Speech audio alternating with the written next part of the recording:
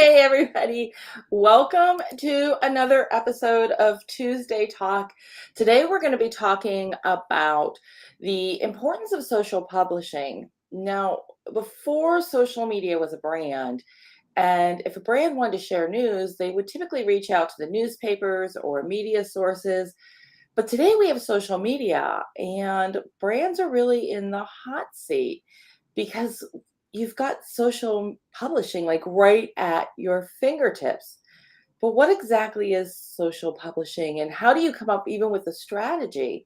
It's so much more. So I had to call in Sydney Frost, who is a social media coordinator with Ralph Lauren in New York and also happens to be my son's girlfriend. But and I'm super jealous of the job that she has because it just sounds so fun. So I had to call Sydney in and just find out exactly what what it looks like for a big brand. This is something different than a small business. So, Sydney, thanks so much for agreeing to hop on here Thank you with so me much today. for having me. I'm so excited.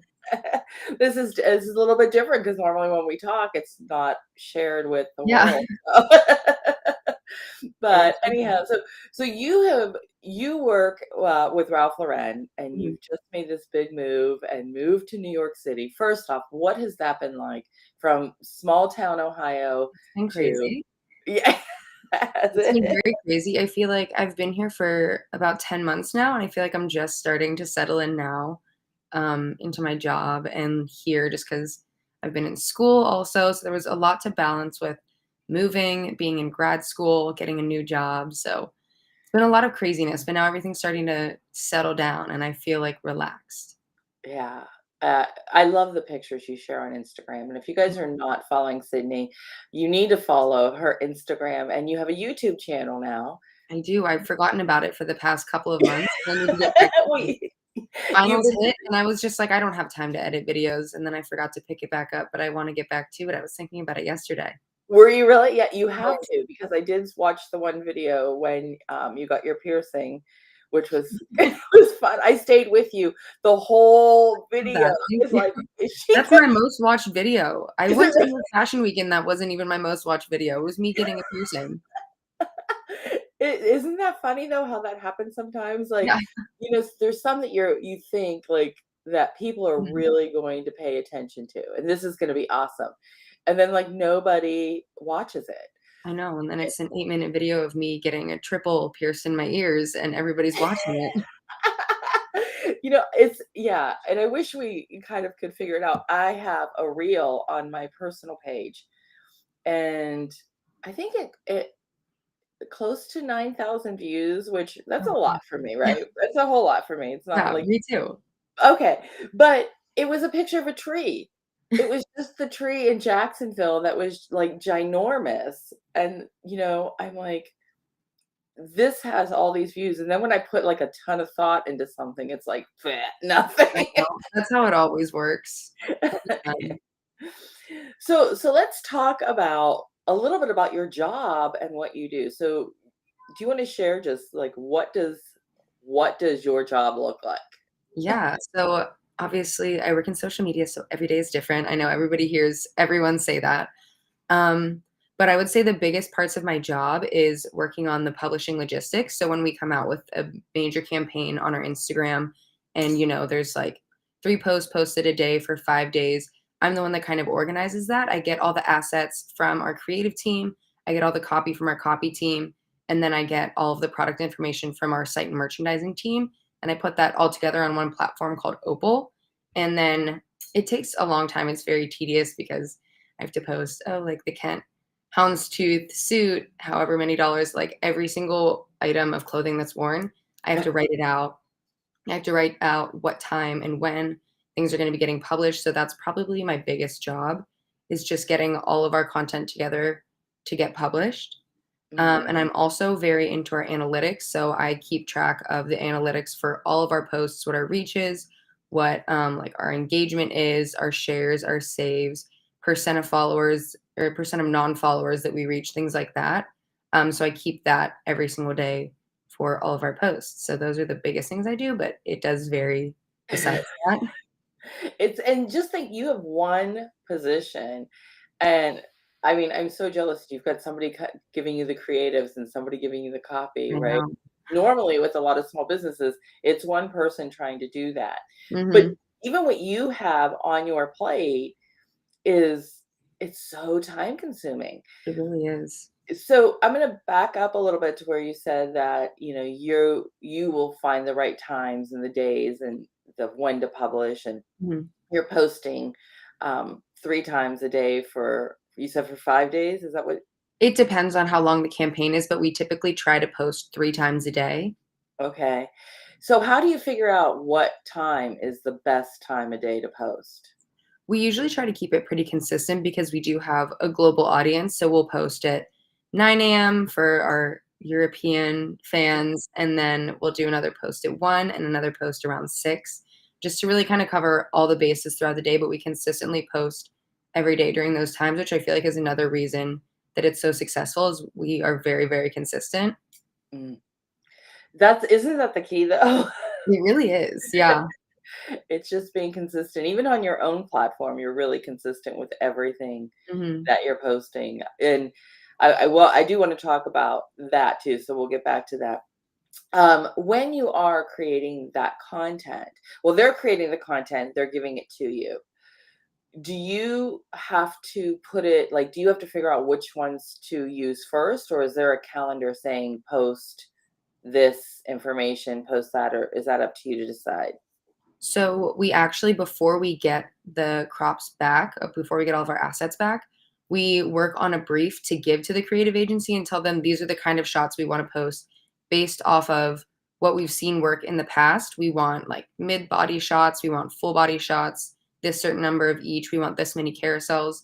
And we basically tell them everything that we need, hand it off to them, and they give it right back to us just in the exact order. They give us the full grid, which is really nice. So, Right. Oh, that is really that is really nice. yeah.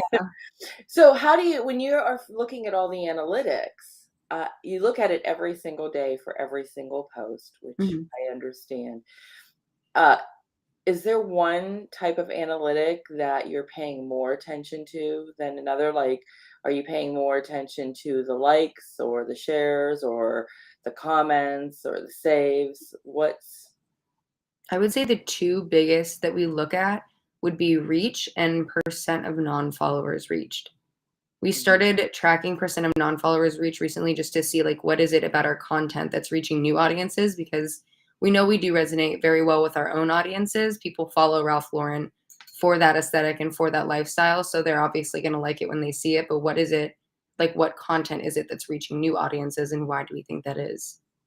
So how do you come up with, how do you try to reach those new audiences?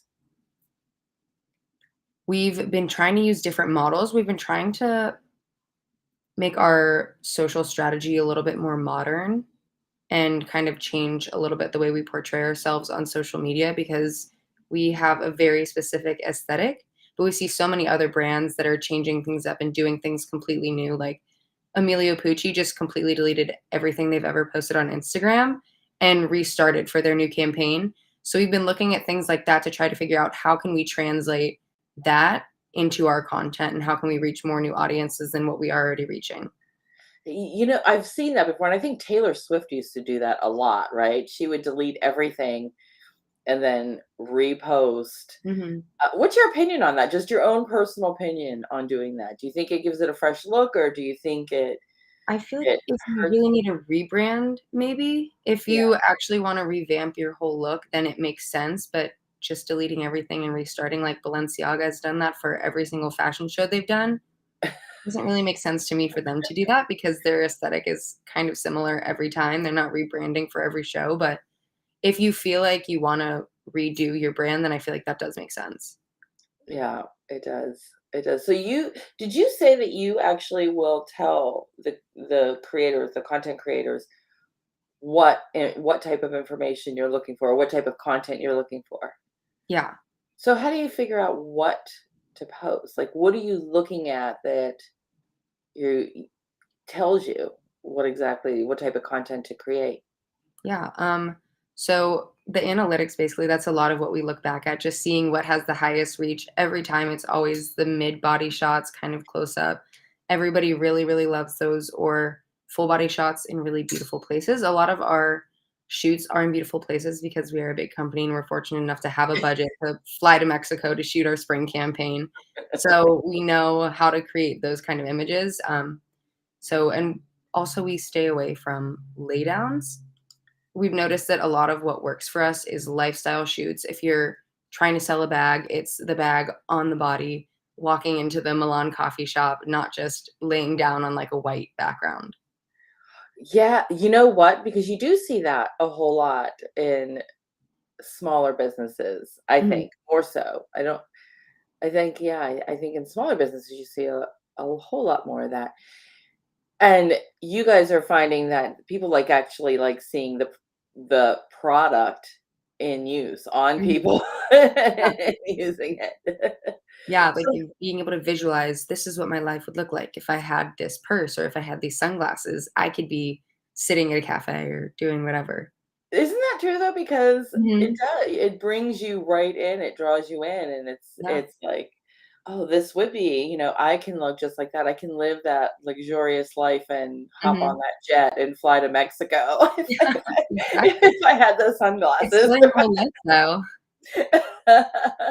So I want to hop real quick because there may be people watching this on the replay or watching right now who are in school Mhm. and looking for a job in social media. And it's tough. It It's really tough is. finding a job in social media or in marketing. Mhm. Was it hard for you? I feel like I knew pretty quickly that I wanted to work in social media, so I just started getting as many internships as I could. Even Well, it looks like I just lost her. Let's see here. Oh, there she is. Okay. I'm like, are you there? Can you hear me, Sydney? It looks like she's reconnecting, so hang tight. She may have frozen. Anyhow, while she figures out how to get back on, I do want to talk a little bit about Sydney's journey in finding a job because I know that there are so many young adults who are finishing school or getting out of school, and it's not always easy to find a job and what they're looking for. And of course, I know Sydney's story. So I know that even though she knew she wanted to get into it, there were a lot of times when it got a little tough and frustrating. So we're going to give her a few minutes and hopefully she can hop back on. I'm not sure what happened. So this is one of the drawbacks, I guess, of going live is that you just never know. But if anybody has any questions about social publishing or about creating strategy, feel free to ask them in the chat. And I will either answer them or hopefully when Sydney hops back on, if she's able to hop back on, she will answer them too. So we'll just give her a minute and see what happens.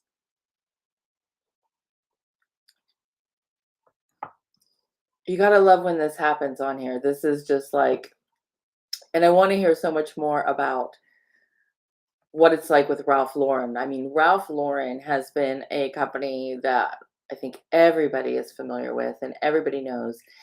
And even though on the show we have typically small business owners that are talking, we are always trying to emulate what the big box stores are doing, what the big companies, the brands are doing that have a budget. And to get a peek behind that curtain and be able to talk to Sydney about what Ralph Lauren does and how they come up with a strategy and how they determine when to post and what content to post. And she said it several times when she was on that she pays attention to the analytics and the data daily. She's paying attention to the reach and so many other components. She's looking at everything every single day.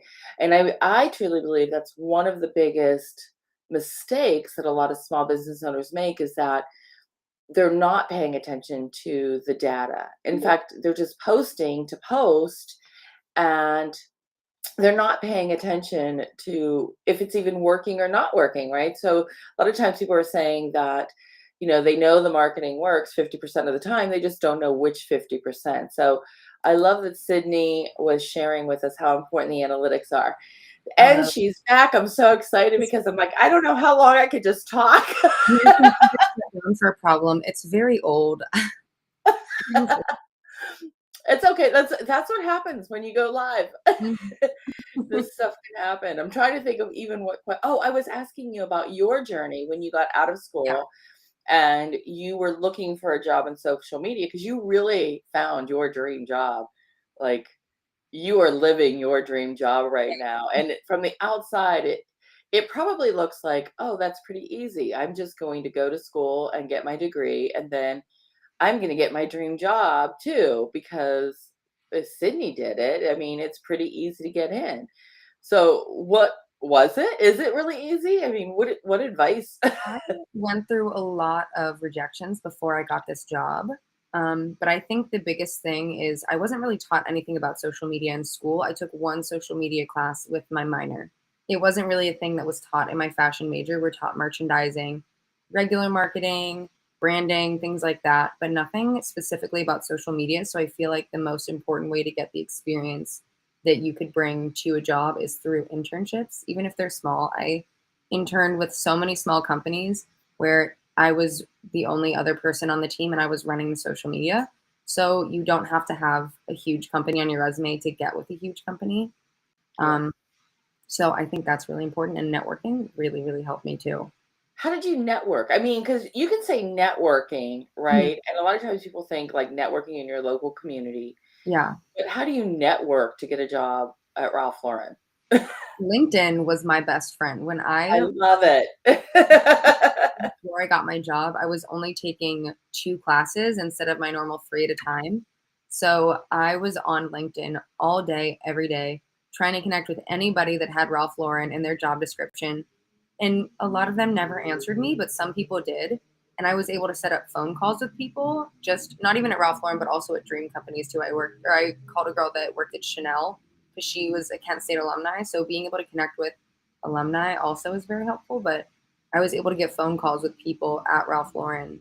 Even on my team, I talked to a girl that I ended up working with for 7 months Oh, before she wow. left. But I would definitely say networking, annoying people, send them so many messages. It really does work, and LinkedIn is a great platform to do Mhm. that. So I'm glad that you shared that. So let's get back to your job. You're like, okay, your job and the analytics.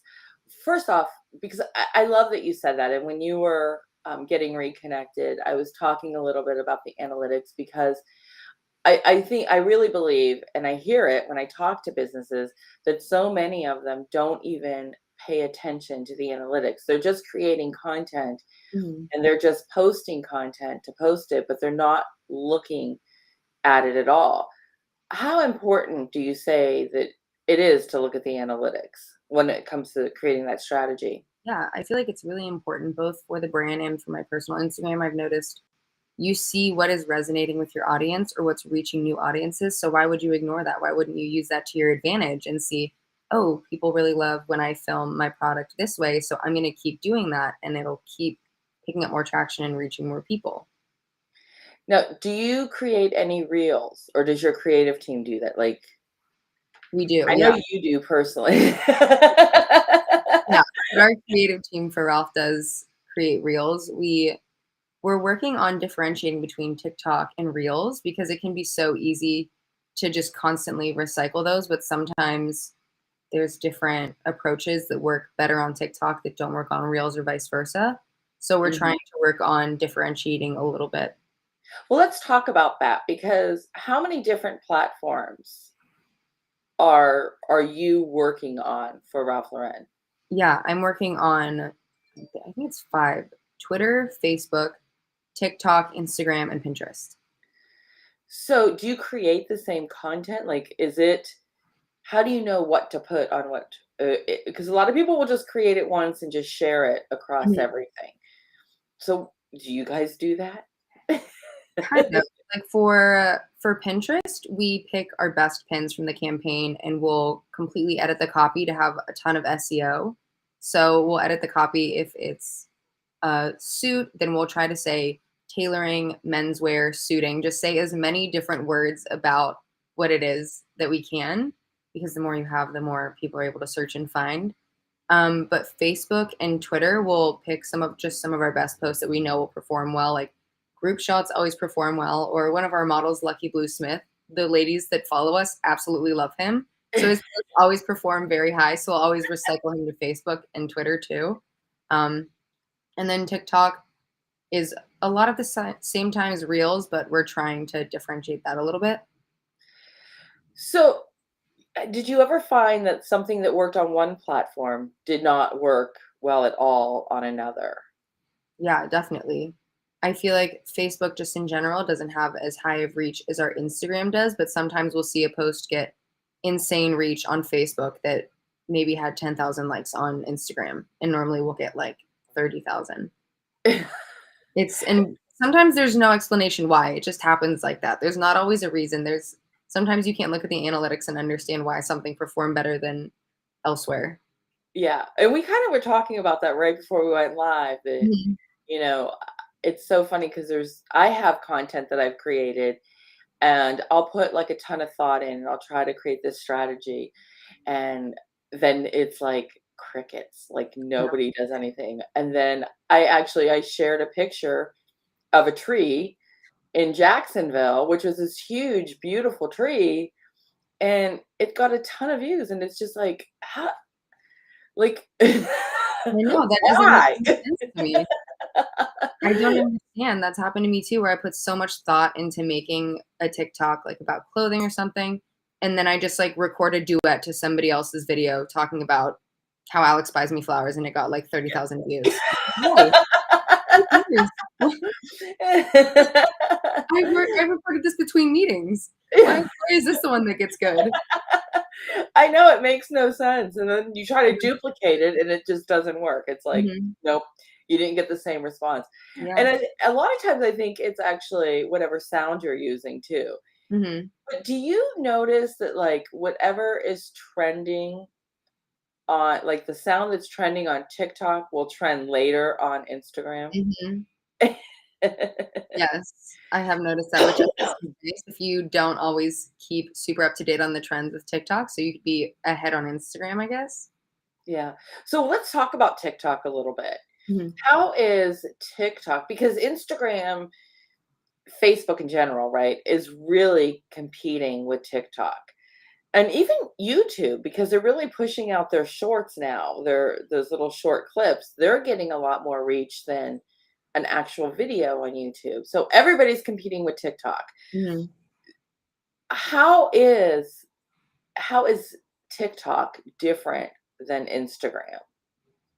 I mean, you can only share videos on TikTok, so that's the only content that you can consume there, and I feel like the content on TikTok is so much more casual than anywhere else. Instagram, I feel like the reels are so put together. I even know that I do this. I make my reels look so much more aesthetic and more put together on Instagram, but TikTok, you feel like you can really get to know a person or a brand, and I think that's what people like, and I think that's why so many people scroll through it for hours a day because they feel like they're just hanging out with so many people. You know, you're right, and I never really thought about that. I'm not active on TikTok. I know you tried to get me on TikTok a long time ago. I did. You did, you did, and I got on there, so I've got a profile, and I did create stuff, but then again, time is always an issue of, like, what do I do? Mhm. But I find time to do reels on on Instagram, Mhm. but I could just do just everyday stuff and just keep it real on TikTok. So what's your thought on TikTok? People are saying that you need to be there. It's blowing up and I know you told me that too a long time ago and I'll probably kick myself for not listening to you. Do you still feel like you need a brand should be on TikTok or what type of brands should be on TikTok? Like any brand could be on TikTok. I've noticed a lot of the brands that are successful on TikTok is they're not posting super curated things. You feel like you know the people behind the brand, and I think that's why people really like it is you feel like you can connect and it doesn't just feel like a faceless profile that you're looking at. You feel like you know the people behind it, you know the why, and I feel like it's so much easier to be able to portray that on TikTok, and people can, like, really connect. It's almost sounds like, because I'm not on Twitter a lot. I am on Twitter, and I started on Twitter, and Mhm, Twitter is the place. And I was telling somebody, like, where I can be me. And not that I'm not me, but there's more thought. Whatever I post on Facebook, even my personal account, there's thought that goes behind it. It's not just to post. It's because I know I'm going to get a lot of views. I know I'm going to get a lot of interaction, right?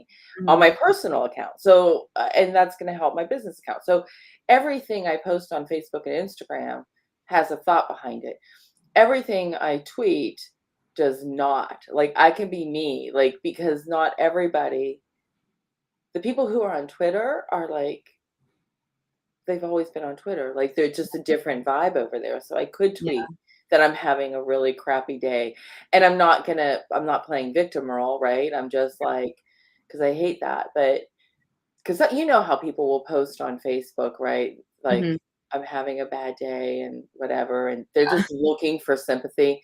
yeah, I'm not looking for sympathy. It's like, I'm having a bad day. yeah, Like, and nobody cares. It's like, but you get it out. You can say it. mhm, But it sounds like TikTok is just the video version of that, mhm, just being real. mhm. There's one girl, I don't know if you've heard of her, her name's Victoria Paris, but she blew up on TikTok in, I think, March of 2021 because she was just posting 20 videos a day. Every single thought that popped into her mind, every single thing she was doing, she just took a video and recorded it and would post it.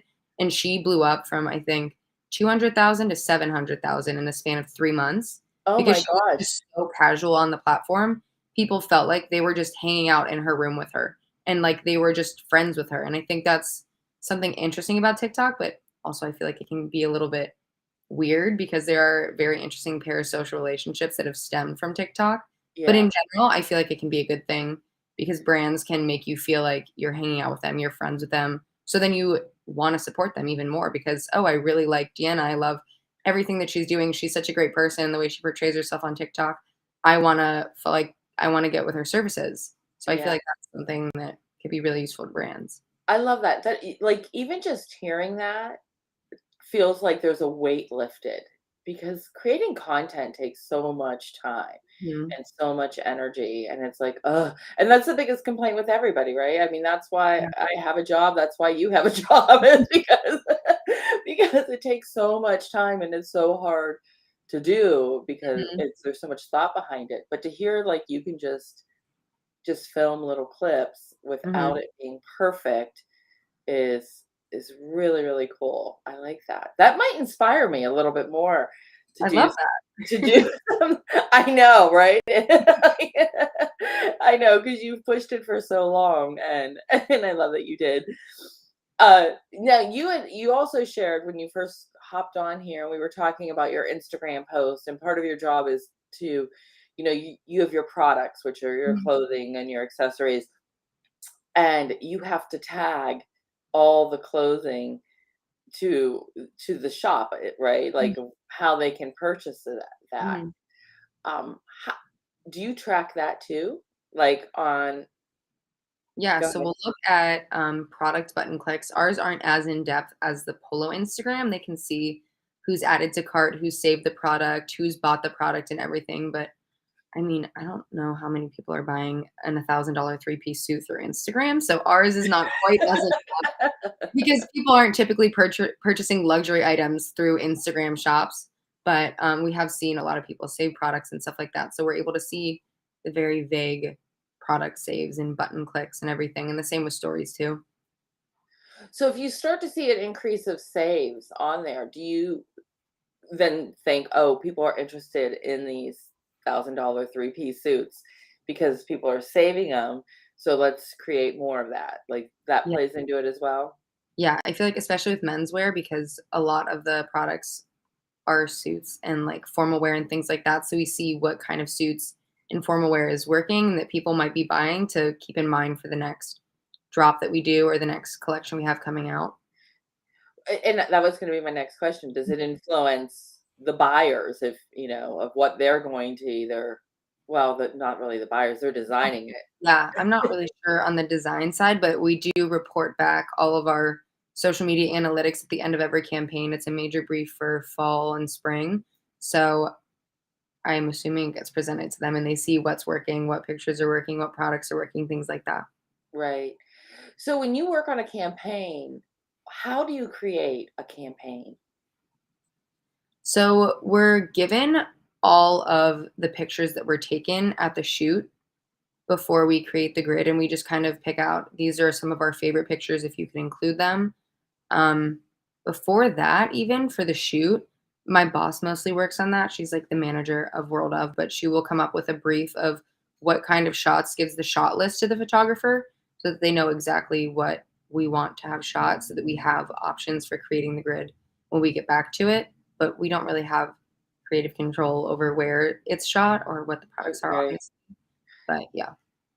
So is there like a goal in mind, or is it like, are you announcing a new line when you come up with a campaign? So it's more of like an awareness campaign, or are there ever like campaigns that have a goal, like for to I don't know, Fashion Week really wouldn't be to attend an event because I think everybody would be there if they could. They could get in there. But so is that mainly what type of campaigns that you're running, are more of like the launching of a Yeah, campaign? the campaigns that we're running is usually we have major campaigns, we'll do 3 to 4 pulses of each, so we have the first pulse come out when it's launched on the site, so people know you can now shop new products and then just kind of remind people, and we'll sometimes also do smaller pulses for women specifically with bags and sunglasses just to advertise. We also have great accessories, so people can see that more too, because I feel like we're not really known for our bags, we know that, so we wanna create more brand awareness around our bags as well. Yeah. So you sprinkle those in Mhm, to add them. So it's not just the new product launch. mhm, There's also, that in the back end you want to mhm. increase sales of the bag, so you Yeah, add that to it. I like that. That's yeah. neat. And I know, we talk about not just like changing it up, right? Mhm, So I call them buckets. I think other people call them buckets or pillars, and what mhm. type of content. Do you guys do that too? Because like you're a little bit different. I mean, obviously you're a lot different, right? So I'll do like an educate or an inspire or a sell, right? Asking for the sale. Do you guys do that too? Or is everything always asking for the sale, or I guess inspiration? How do you create your strategy, like what to post? The content. I know that somebody else Yeah, does the copy, but yeah. I mean, it's a lot of partnering with our creative team. The creative team really does a lot of the aesthetics of the shoots that we do. We have a few art directors that work on that, so they're a lot of really what creates those pieces of content. A lot of them have actually worked with Ralph since near the beginning of the brand, so they have a really good eye for what he would like and what he would want. And a lot of what we do is inspired by him. He's 83. He is still kicking. He is still very how cool is that?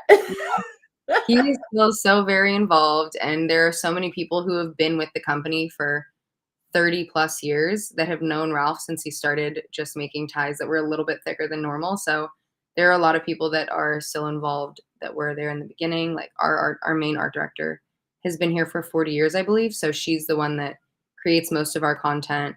And she always knows exactly what Ralph wants. So that's pretty cool. That's so cool.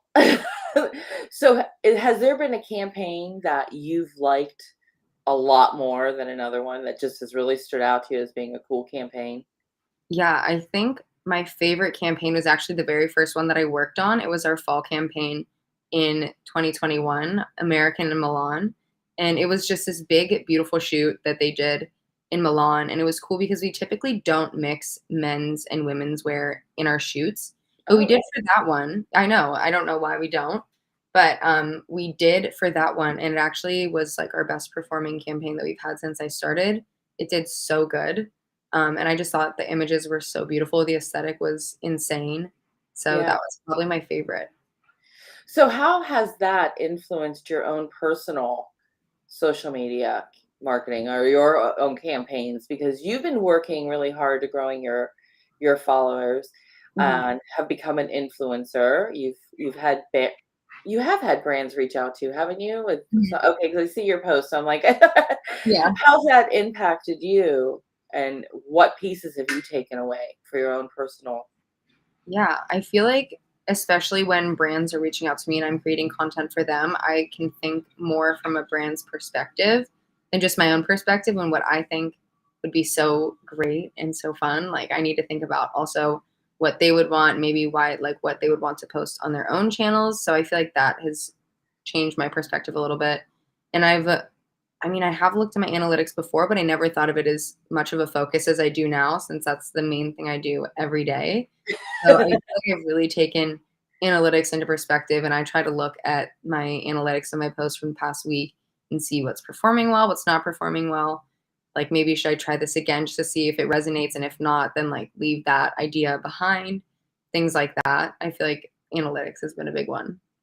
I love hearing that. And you know what else I really like that you said is that when you are just like when you first started, right? You it was you didn't really put yourself in the brand's position. Mhm. And you can now. You know how to be the brand and transform to the brand. And honestly, I think that's the biggest thing I see with college students, and I don't know if it's not taught Mhm. or new graduates. It's that most of the time the only platform they worked on is their own, and getting out of themselves and getting into the brand is really, it's not easy to do because Yeah. all you know is you, right? It can be very, very hard to have to look at something from like an eye or look at an aesthetic that you personally don't like, but you Mhm. have to promote that or work on that. So I feel like that's been a big thing that's really helped me. So how did you do that? Like, how did something click to that helped you realize, like, I need to just get into this brand and become this brand when I'm marketing for them? I can't put my own opinions in here. Yeah, I feel like nobody's ever if you're working for a brand, you're not gonna like every single thing they do. It's not gonna be your favorite. You would do something differently about it. So I feel like just having that idea in mind, knowing I'm gonna have to do this anyway, so I might as well get myself into the headspace that I have to like it in some way, or I can step out of my own comfort zone. I'm gonna be okay. Life isn't gonna end if I don't like the vision That's so true. It really is. over yourself. That's like the biggest thing is just getting over yourself and realizing it's not all about what I want to do. It's really not. I mean, you really do have to become the brand, and you have a fun brand that you're representing. I mean, Mhm. with Ralph Lauren and the other companies that you've worked with, where I've seen how you've shared their products, and they're all really fun. I call them sexy. They're sexy brands, but there are companies, and I could say this because I always tell them, like some of my clients are in insurance. That's not a sexy brand. Like and it's not as easy as promoting something that is fun and people are going to engage with, right? Mhm. People are not going to engage easily with life insurance. It Yeah. just just right? It's really not. And that's really, really hard to do, is to get into that mindset and to get into that brand and find creative ways to share it. So Mhm. I love that you kind of drop that in there, that you have to, become the brand, Mhm. and and like you said, you're the one manager who's worked with Ralph, who knows exactly. Look at him, calling him on a first name basis, like I know him. Yeah, I know. She's worked with she's worked with Ralph. She's Yeah. fully Sometimes I call him Ralphie. I'll be like, "Oh, I'm loving what Ralphie's doing lately." Oh my gosh. That's amazing. I saw something, I think maybe was he on Oprah one time, and it was like on his property, and it was just like Which one? amazing. He has like 5. It just looked amazing. I'm just like, Yeah. "Oh my god, what a fabulous world." Like Mhm. he must I live know. in. But He she looks knows him. Yeah. She knows what he likes. She knows what he doesn't like. She Mhm. knows what his audience and what the buyers like. Mhm. And that doesn't just happen overnight. It Yeah. happens from really diving into the brand itself. And like what you're doing, paying attention to those analytics. Did you ever think that you would be paying so much attention to analytics? No, not at all. I thought I was just mentioning it in my interview to be nice because I was taking an analytics course. I was like, analytics. And now I look at a spreadsheet every single day. Yeah. Yeah. Is that how do you guys put them into like a third party app? You just download the We track spreadsheet? them into a spreadsheet. We use just like Google spreadsheets, but we also have a whole other team dedicated to like the deeper dive of analytics. Mine is just everyday posts, but we have a whole other team and platform that we use that shows us during our campaign what day did we gain the most followers, what day did we lose the most followers. It's really interesting to see around major campaigns or like during the Met Gala, during our fashion show when we would get those reports every other week. That was really interesting to see. How is it different during I those mean, events? obviously, there's a lot of hype created around J-Lo wearing this hot dress with her leg out and this cowboy hat on the runway, going up the stairs of the Met Gala. So that definitely creates a lot of buzz around the brand. Or Gigi Hadid with her gray hair that everybody hated opening our fashion show. It's really interesting. That post, our very first post of the runway was Gigi Hadid, and its reach was almost 2 million. But it was because people were commenting, Gigi's hair looks terrible. She looks like a grandma. But Instagram doesn't know that those are bad comments. They just think people are interacting. So that's you bring up such a good point because, well, they say, right, not all publicity, even bad publicity, is publicity, and Mhm, it's getting it out there. So a lot of times people will leave all that stuff up, even if it's bad, because you're mhm. helping the brand. You might be complaining, but Yeah, I that's know. interesting. So that actually did worse or did better. I'm sorry. Mhm. It was our best performing post of the whole thing. Yeah. I feel like I've noticed, especially on TikTok too, creators will sometimes like say something questionable or like do something weird. And those videos will have an insane amount of views. Like this girl made a video, I live in New York City and I change my outfit 7 times a day. And all the comments were, nobody actually does that. This isn't realistic. But it has like 1.5 million likes. So even if people are commenting not nice things, the algorithm doesn't know that. So I feel like Yeah. sometimes do that on purpose. Or I feel like I remember you saying before, it's like something about spelling errors in the caption so that people comment and correct you. I think that's hilarious. I do that on accident. I don't even do it on purpose. I did. I did have something that I shared at one time. I'm like, people will comment if something Mhm. is misspelled on social media, and not that I would do it for a client intentionally, Yeah, right? Like, yeah. but it's funny because Mhm. people will comment. They cannot wait to tell you what you did wrong and that you I made know. a mistake. And in actuality, they're just, hoping you reach more people. It's like, yeah, keep commenting, keep Mhm, you know, mhm, keep saying anything. But that's funny. I can't believe you remember that, but mhm. I thought that was so they funny. So it's like, I do that on accident, so I'm just really smart. I'm yeah. just like social media savvy without even trying. Oh my gosh. What has been your biggest takeaway so far in this new position that you have with Ralph Lauren? Like, what is one thing that you learned that was like this aha moment that you just didn't know before? I don't know. I feel like I've learned so much in the past 10 months I've been here. It's kind of hard to figure out one major point, but Maybe what's the most important?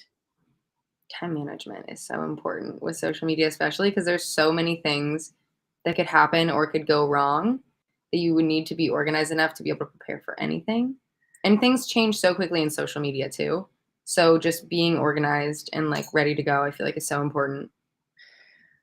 Yeah, and it is. It it definitely is. And that's why so many people who will post on the fly, it's like, don't just post on the fly. I mean, you're gonna put the time in and the work in anyhow. Mhm.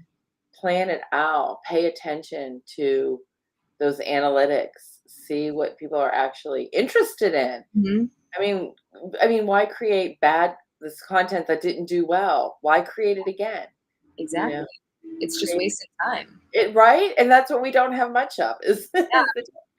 if anything, I would say that you have shared the biggest reason why it's so important to pay attention to those analytics Mhm. because, people complain about time. And even though it takes time to look at those analytics, you're saving time in the long run Analytics because tell you you know what you're doing. exactly what kind of work you have to do. It's Right. handing it right to you. Right, right. I love it. I love it.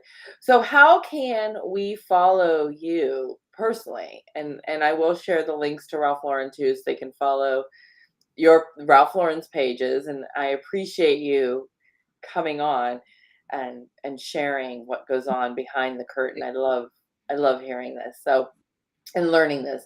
But Mhm. how can we follow you too? I am on Instagram. My Instagram is just Sydney Frost, my first and last name. I think TikTok is the same. Those are the ones I'm the most active on, and YouTube is Okay. just also Sydney Frost. Yeah. Yeah. YouTube, we'll get working on Yeah, that. it's a work in progress right now. Yeah, no, I know it takes a lot of time to Mm, do. I mean, to manage all of it, but I just want to say thank you so much for coming on. Thank you for sharing everything with me. I know that I love how well this job is going for you. I hate that you're in New York City, but I love that you're happy there. Yeah. I want you guys to come to Florida instead, but I know I'm gonna lose that battle. But you never know. Maybe there'll be an opportunity that comes up. You guys can move down here, but I love that things are going well. So thank you so much for coming on. Thank you so much for having me. You're welcome. All right, everybody. We will see you next week. We'll catch